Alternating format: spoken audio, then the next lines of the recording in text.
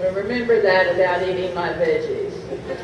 Our next speaker is from the state of Tennessee.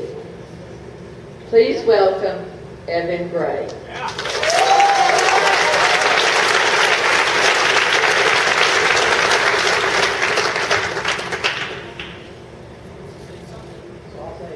are you doing? Hope you enjoyed this speech. I have a dream that one day this nation will rise up and live out the true meaning of its creed. We hold these truths to be self.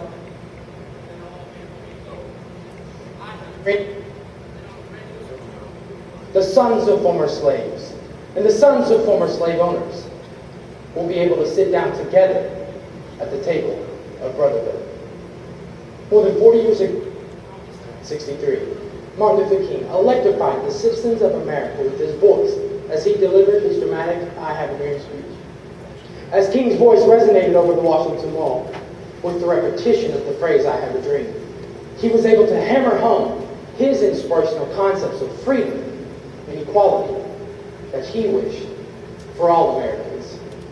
The remarkable emotion he aroused in all who listened changed the nation's thoughts about what is meant by equality. He single-handedly brought that change, not by violence, but by the sheer power of voice. However, voice is spoken. It can be read just as effectively. Those who read the words are moved to King's voice, for example, in pamphlets such as Common Sense and the American Crisis, spoke as loudly as King's calling for governmental change.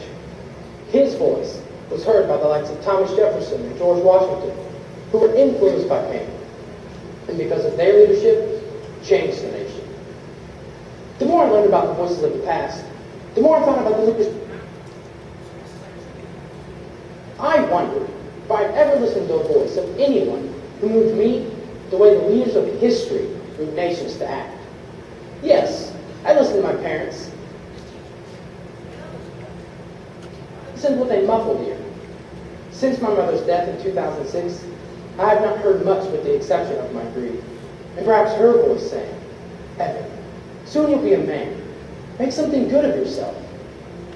During a recent Sunday morning church service, rather than partly listening to Pastor Mandrell's voice wafting over his congregation, I truly listened to the rich, warm sound. He was imploring us all to be better men and women of ourselves, to glorify God. I realized that he was not only admonishing each of us to serve, but that he truly lived by the words he had spoken. The more I thought about Pastor Mandrell, the more I thought about his ability to communicate with me. Communication is a transfer of one to another, and a way to lift one another. On the many occasions he lifted me from the depression over the loss of my mother, to the many times he included me in the life of the church, I knew he was giving up himself to me. I felt his strength transfer to me. His voice is more than words. His communication is more than just a few well-chosen phrases.